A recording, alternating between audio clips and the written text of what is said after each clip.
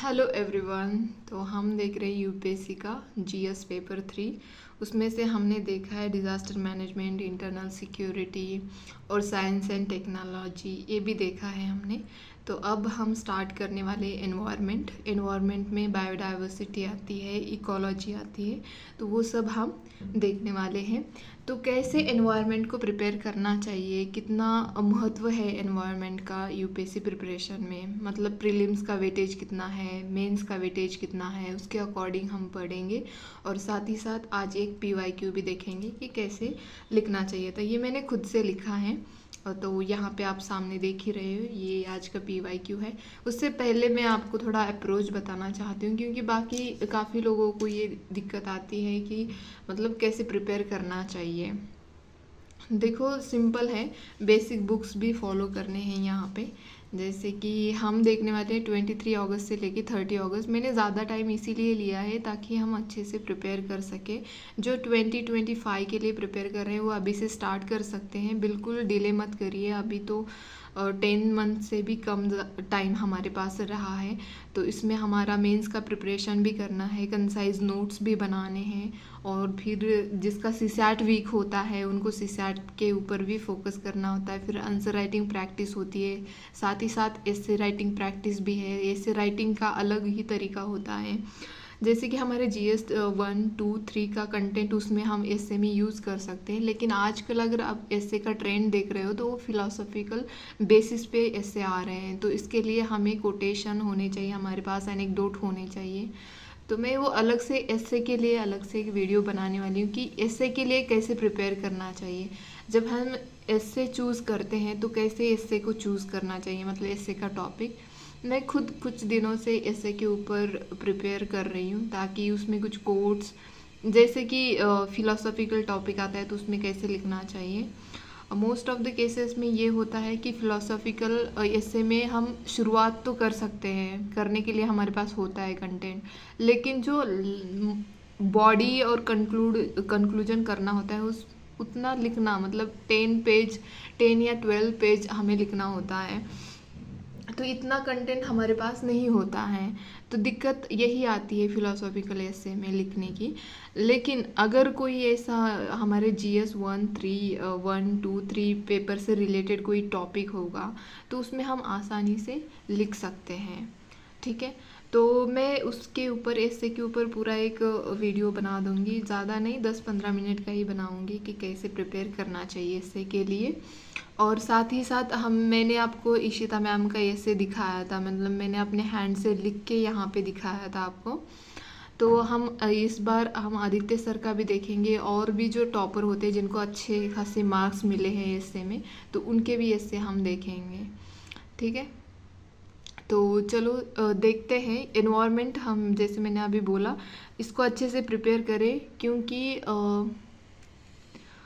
Prelims में 18 या 22 लगभग 20 क्वेश्चन आते हैं प्रीलिम्स में एनवायरनमेंट टॉपिक से। और मेंस में अगर देखा जाए तो 4 या 5 क्वेश्चन होते ही होते हैं, डिज़ास्टर मैनेजमेंट और एनवायरनमेंट। जैसे कि देखो लैंडस्लाइड टॉपिक है, ये डिज़ास्टर मैनेजमेंट में आता है, एनवायरनमेंट में भी आता है। तो ये को रिलेट कर सकते हैं इन दो टॉपिक को हम, ठीक है। तो एनवायरनमेंट का अप्रोच हमेशा बेसिक पहले सीखो, कंसेप्ट क्लियर करो। जैसे कि शंकराइज बुक है, उससे आप अपने बेसिक कंसेप्ट जो होते हैं एनवायरनमेंट के, उसको आप क्लियर कर सकते हो। उसके बाद मेंस के लिए आप विजन का जो मेंस 365 आता है उसके अकॉर्डिंग भी आप पढ़ सकते हो, ठीक है। तो एनवायरनमेंट में बेसिकली हमें जो सिलेबस दे रखा है वो है conservation, environmental pollution and degradation, environmental impact assessment मतलब EIA, disaster and disaster management, और बायोडाइवर्सिटी। ये हमें एनवायरनमेंट में टॉपिक दे रखा है, तो इसको हमें कोरिलेट करके पढ़ना है। जैसे डिज़ास्टर मैनेजमेंट एंड एनवायरनमेंट वाले जो इंसिडेंट्स होते हैं उसी के ऊपर, मतलब जो न्यूज़ में चल रहा होता है उसी के अकॉर्डिंग मेंस में क्वेश्चंस आते हैं। और जो भी न्यूज़ में जो भी इश्यूज़ है उसी के अकॉर्डिंग प्रीलिम्स में भी क्वेश्चन आते हैं। लेकिन स्टैटिक्स मिक्स होता है, मतलब पहले आपको स्टैटिक्स पता होना चाहिए कि अगर एनवायरनमेंट में देखा जाए तो आपको इकोलॉजी क्या है, एनवायरनमेंट एक्चुअली होता क्या है। तो ये सब बायोडाइवर्सिटी होती क्या है, ये सब आपको पता होना चाहिए, बेसिक चीज़ें। ठीक है, तो ये हमारा सिलेबस है, ज़्यादा नहीं है एनवायरनमेंट का सिलेबस, बट इसका वेटेज जो है प्रीलिम्स में ज़्यादा है, तो इसलिए ये हमारे लिए इम्पोर्टेंट हो जाता है। ठीक है, तो जैसे कि मैंने यहाँ पे अभी तो आपको बोला ही था कि मैंने ये मेंस के टॉपिक, मतलब ये 2023 में मेंस के जो क्वेश्चन आए थे वो कौन से टॉपिक से आए थे, जैसे कि डैम फेलियर्स के ऊपर आया था, क्योंकि आपको पता है तीस्ता रिवर वाला डैम फेल हो गया था, काफ़ी डैम जैसे उत्तराखंड में, और ये तो इसीलिए ये डैम के ऊपर क्वेश्चन उन्होंने पूछा था। जैसे ऑयल पोल्यूशन, जो हमारा मराइन इकोसिस्टम है उसके लिए बहुत डेंजर है और ऑयल स्पिल होता रहता है, तो ये ऑयल पोल्यूशन के मतलब ये पोल्यूशन से रिलेटेड क्वेश्चन यूपीएससी मेंस 2023 में पूछा गया था। और नेक्स्ट जैसा हमारा इलेक्ट्रिकल व्हीकल का अप्रोच चल रहा है कि हमें अडॉप्ट करना चाहिए और कर भी रहे हैं हम, तो उसका मतलब how electrical vehicle reduce carbon emission, इस तरह से उन्होंने क्वेश्चन पूछा था। तो ये इस तरह से मतलब करंट बेस पे स्टैटिक्स वाला क्वेश्चन है ये। आई आईपीसीसी ने जो प्रेडिक्ट किया था कि ग्लोबल सी लेवल राइज हो रहा है, सी लेवल राइज क्यों हो रहा है, क्योंकि हमारे जो ग्लेशियर है वो मेल्ट हो रहे हैं, तो उसका वाटर कहाँ पे आता है, ओशन में आता है, तो ओशन के अलावा वाटर कहीं जा ही नहीं सकता ना, तो इस वजह से वो सी का लेवल जो है हमारे बढ़ रहा है, तो इसी के ऊपर भी क्वेश्चन पूछा गया था। आपको यहाँ पे सी लेवल क्या होता है, सी लेवल राइज मतलब क्या है, ये कंसेप्ट ये आपको पता होना चाहिए। तो मैंने कुछ ऐसे न्यूज़ के यहाँ पे टॉपिक यहाँ पे लिखे हैं ताकि आपको मैं एग्जांपल के तौर पे बता सकूँ। जैसे कि अभी ये जो है जून में ही न्यूज़ में था वाटर क्रेडिट वाला, हीट डोम वाला, तो हीट डोम वाले इंसिडेंट ज़्यादा हो रहे हैं, मतलब ज़्यादा ये फिनोमिना आपको दिख रहा है, तो इसके कॉजेस क्या है, इसके इफ़ेक्ट क्या है, इसके चैलेंजेस कैसे हैं, मतलब इस तरह से पढ़ना होता है। हम जब भी किसी टॉपिक को प्रिपेयर कर रहे होते तो इस तरह से पढ़ना है कि वे फॉरवर्ड में क्या कर सकते हैं, गवर्नमेंट के कोई इनिशिएटिव्स है या गवर्नमेंट को लेनी चाहिए, कोई ऐसा डाटा है जिसमें बताया गया है कि हीट डोम के क्या इफ़ेक्ट है, कितने परसेंटेज तक है, ये ऐसा कुछ बताया है या नहीं, ये सब हमें प्रिपेयर करना होता है जब हम न्यूज़ पढ़ रहे होते हैं, डेली बेसिस पे जब आप न्यूज़ पढ़ते हो तब। ठीक है, वाटर क्रेडिट वाला, जैसे वाटर क्रेडिट जैसे कार्बन क्रेडिट है वैसे ही वाटर क्रेडिट है, तो इसके सिग्निफिकेंस क्या है, इसको इम्प्लीमेंट करने में क्या चैलेंजेस आ रहे हैं, और इसके मतलब इसका पोटेंशियल अप्रोच क्या होना चाहिए टुवर्ड्स वाटर क्रेडिट सिस्टम के, तो इस तरह से हमें प्रिपेयर करना है। ठीक है, तो ये प्रीलिम्स के लिए भी आपको हेल्पफुल होगा और मेंस के लिए भी।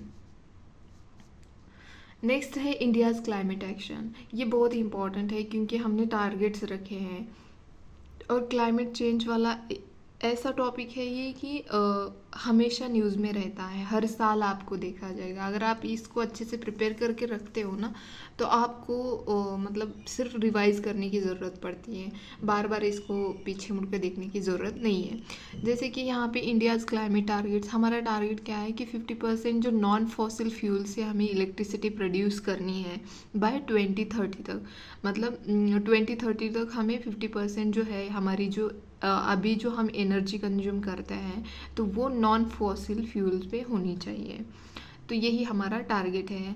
तो ये टारगेट और भी रखे हैं, जैसे कि हम यहाँ पे पंचमृता जो टारगेट रखा था हमने इसमें COP26 हुआ था, UNFCCC का ग्लासगो में हुआ था, तब हमने ये वहाँ पे अडॉप्ट किया था कि नेट जीरो कार्बन इमिशन जो है वो हमें 2070 तक करना है, बाय 2070 तक करना है। तो इस तरह और भी बहुत सारे चैलेंजेस हैं, बट मैंने एग्जांपल के तौर पे इतना ही लिया है, और भी इंडियाज़ क्लाइमेट एक्शन में चैलेंजेस क्या क्या आ रहे हैं तो वो भी हम देख सकते हैं, और हमने कितना अचीवमेंट किया है वो भी हम इस तरह से हम पढ़ सकते हैं।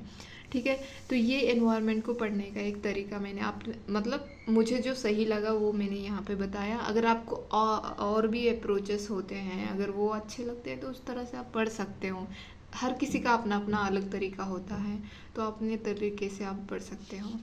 ठीक है, तो चलो क्वेश्चन देखते हैं। ये क्वेश्चन मैंने खुद से लिखा है। और यहाँ पे ये PYQ का क्वेश्चन है। इन्होंने पूछा है कि comment on the national wetland conservation programme. आपको तो पता है वेटलैंड इस साल भी अभी कुछ दिनों से पहले ही 3 वेटलैंड्स जो है वो रामसर साइट में इंक्लूड किए गए हैं।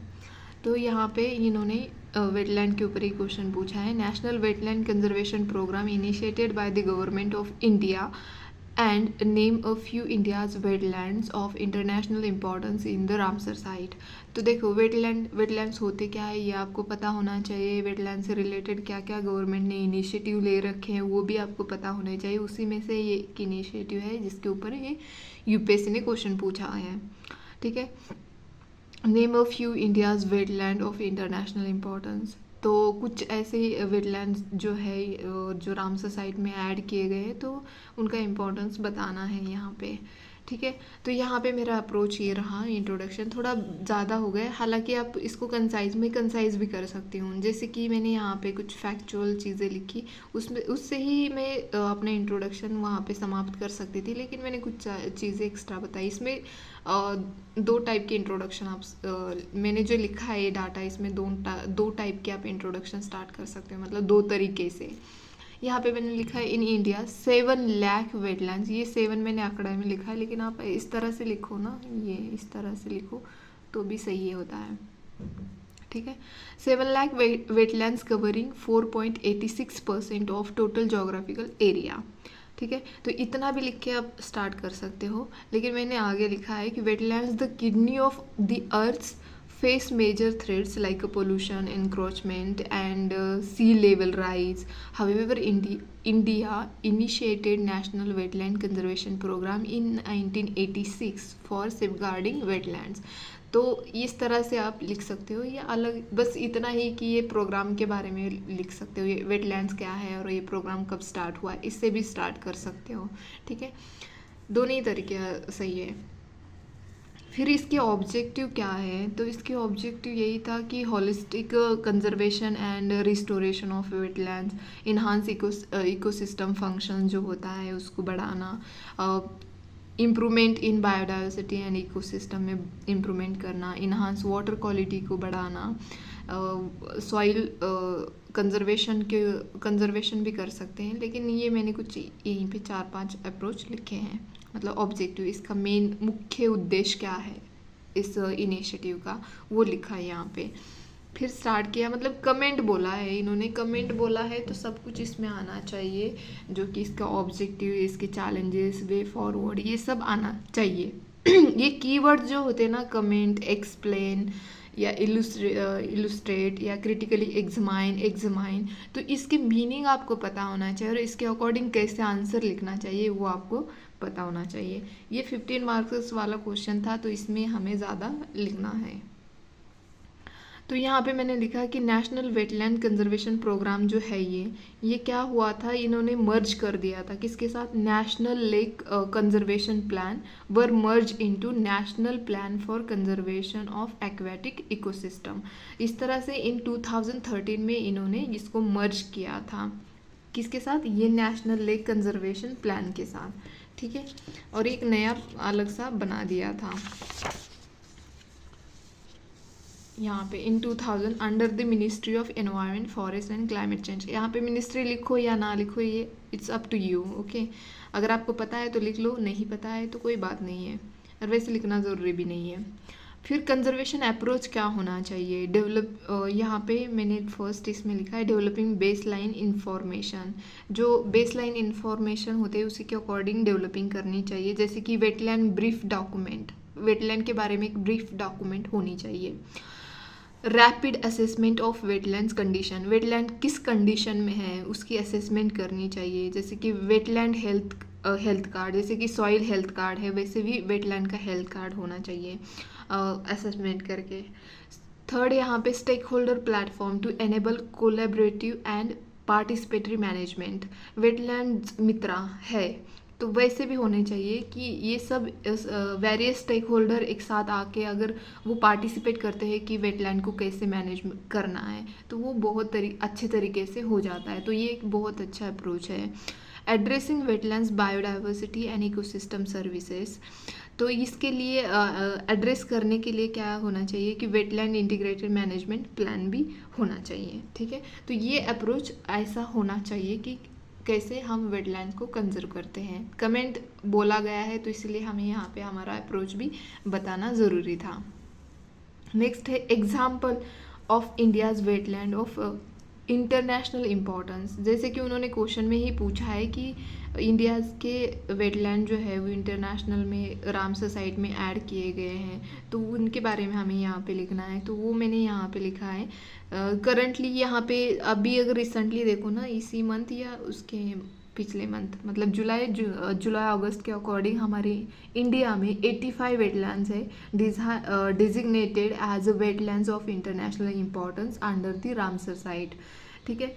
तो यहाँ पे थाने क्रीक जो है महाराष्ट्र का, वो एशिया का largest creek fed by Ulhas river, ये महाराष्ट्र में आता है थाने क्रीक। क्रीक तो आपको पता होगा, इस तरह से ये लाइन होती है, ये क्रीक, ये सब छोटे छोटे वर्ड्स आपको पता होना चाहिए कि क्रीक और ये सब क्या होती है। इस तरह से एक छोटी सी लाइन, ये 26 किलोमीटर कुछ है, ये जो ठाणे क्रीक है महाराष्ट्र में आती है। तो ये एशियाज़ लार्जेस्ट क्रीक है फीड बाय उल्हास रिवर, और ये ब्रैकिश है, मतलब काफ़ी सारे रिवर्स आती है, बट ये मेन मैंने यहाँ पे उल्हास लिखी है। तो इससे क्या होता है, वो वाटर जो होता है वो ब्रैकिश होता है। आपको पता है ना कि ओशियन का वाटर और रिवर का वाटर जब मिलता है तो वो ब्रैकिश बन जाता है, ठीक है। तो नेक्स्ट देखते हैं हम इम्पोर्टेंस क्या है इस ये ठाणे क्रीक का। तो यहाँ पे बर्ड्स एंड बायोडाइवर्सिटी एरिया है, यहाँ पे जैसे कि लेसर फ्लेमिंगो, ग्रेट फ्लेमिंगो आते हैं, और ये part of central Asia flyway. ये क्या है सेंट्रल एशिया फ्लाईवे, तो ये आप मुझे कमेंट सेक्शन में बताओगे, ठीक है। तो इसके लिए ये इम्पॉर्टेंट है ठाणे क्रीक। और सांबर लेक ये राजस्थान में आती है, largest inland salt water lake in India, famous for migratory birds. आपको ये पता होना चाहिए, प्रीलिम्स के लिए इम्पोर्टेंट। जैसे जो अगर पूछा जाए कि जो एशिया की लार्जेस्ट क्रीक कहाँ पे है, कौन सी कंट्री में आती है या कौन से स्टेट में आती है, ये भी पूछा जा सकता है। तो आपको ये पता होना चाहिए कि एशिया की लार्जेस्ट क्रीक जो है वो इंडिया में आती है, खास करके महाराष्ट्र स्टेट में, ठीक है। तो इस तरह से आपको पता होना चाहिए। और सांबर लेक, अब तो पता है ये सॉल्ट वाला लेक है, यहाँ पे सॉल्ट भी हम प्रोड्यूस करते हैं। और ये जो है largest inland salt water lake in India का largest inland salt water lake है, और यहाँ पे माइग्रेटरी बर्ड्स आते हैं। तो इसका इम्पोर्टेंस यहाँ पे हमने लिखा।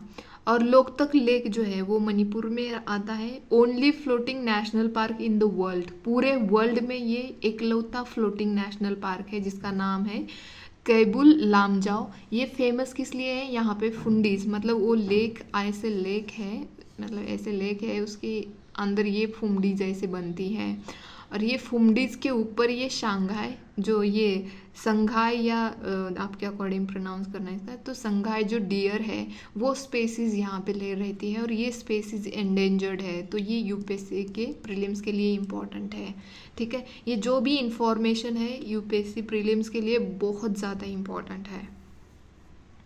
सुंदरबंस ये वेस्ट बंगाल में आता है, largest wetland site in India की लार्जेस्ट वेटलैंड साइट है। और mangrove forest of the world, सबसे लार्जेस्ट मैंग्रोव फॉरेस्ट जो है वर्ल्ड के, दुनिया के, तो यहीं पे पाए जाते हैं। तो ये प्रीलिम्स के लिए ही इम्पोर्टेंट है, मतलब मेंस में भी आप एग्जाम्पल के तौर पे लिखते हो, लेकिन आपको पता ही नहीं होगा तो फिर क्या लिखोगे, ठीक है। तो इसीलिए पता होना चाहिए। नेक्स्ट है, यहाँ पे मैंने 4 एग्जाम्पल लिखे। नेक्स्ट हमारा अप्रोच क्या होता है, however there are challenges with implementation of NPCA, जैसे कि उन्होंने प्रोग्राम का नाम ही चेंज कर दिया, मर्ज कर दिया था ना, तो इसीलिए उसका NPCA हो गया। तो यहाँ पे अगर चैलेंजेस क्या है, तो एनक्रोचमेंट इश्यूज़ को एड्रेस नहीं मतलब करने में दिक्कतें आ रही हैं, तो ये एक चैलेंज है। Limited role of state government का रोल जो है वो कम है। इस तरह से कभी मत लिखिए, ये मैंने जल्दी में लिखा है, गवर्नमेंट मतलब पूरा गवर्नमेंट लिखे, ठीक है।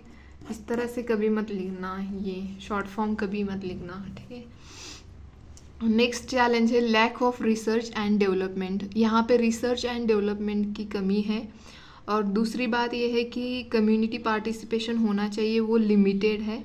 तो वे फॉरवर्ड में हम क्या कर सकते हैं, जैसे कि ये एनक्रोचमेंट इश्यूज है तो उसको एड्रेस कर सकते हैं, रोबस्ट इंस्टीट्यूशनल मैकेनिज्म ला सकते हैं in collaboration with state government के साथ कोलैबोरेट करके, scientific research and use advance techniques.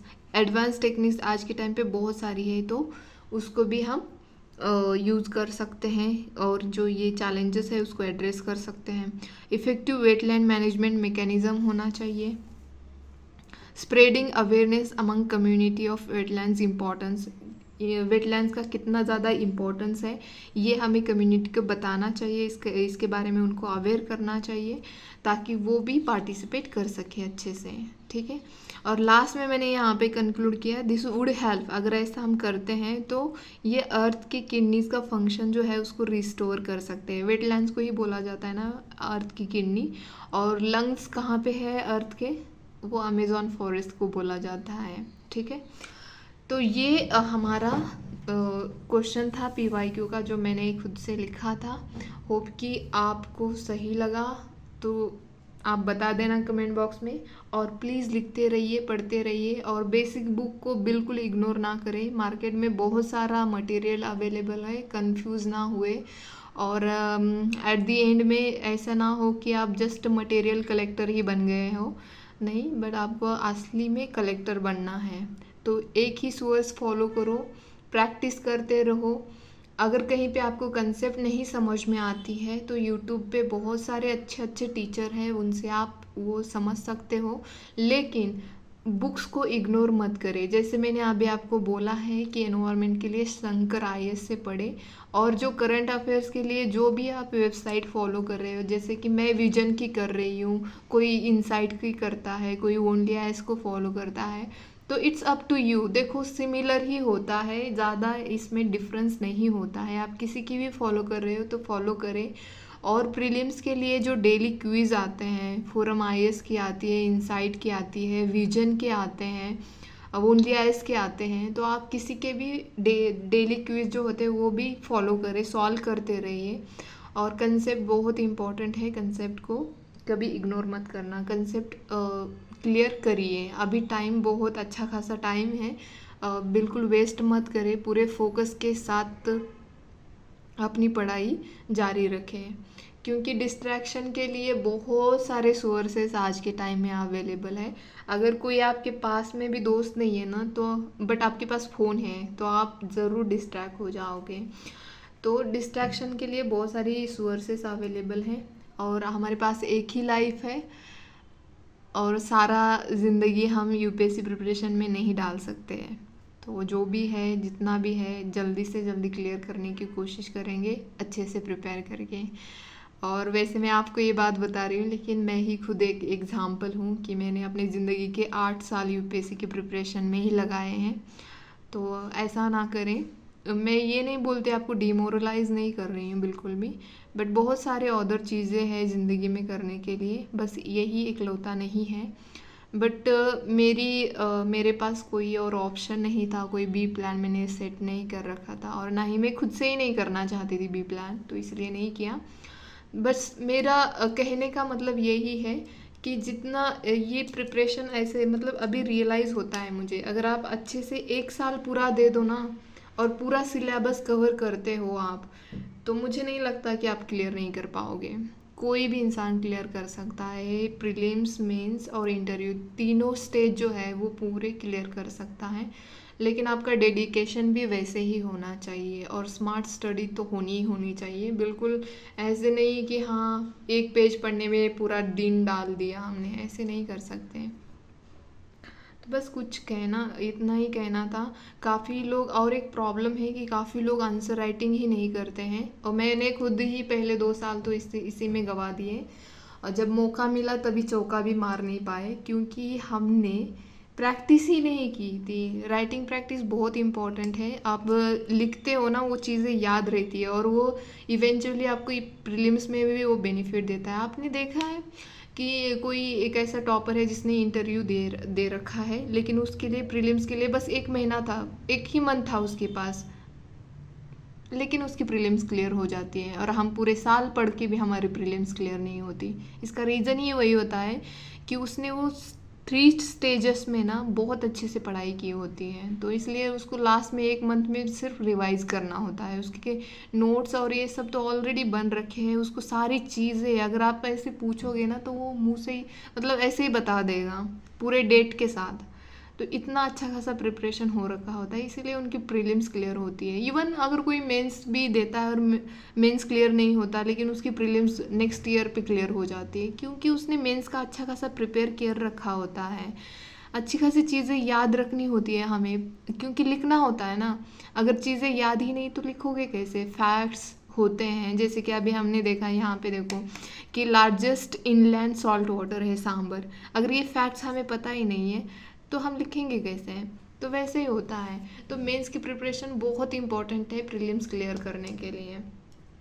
तो अभी टाइम है, अच्छे से प्रिपेयर करो, एक एक सब्जेक्ट को अच्छे से प्रिपेयर करो। देखो उसके PYQ क्वेश्चन कैसे पूछती है यूपीएससी, प्रीलिम्स के भी और मेंस के भी, उसके अकॉर्डिंग प्रिपेयर करना स्टार्ट करें।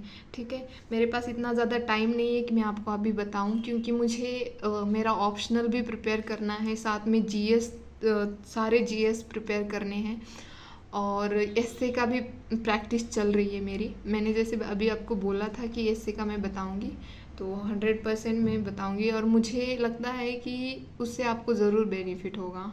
ठीक है, बस पढ़ते रहिए। तो इतना ही आज के लिए, धन्यवाद।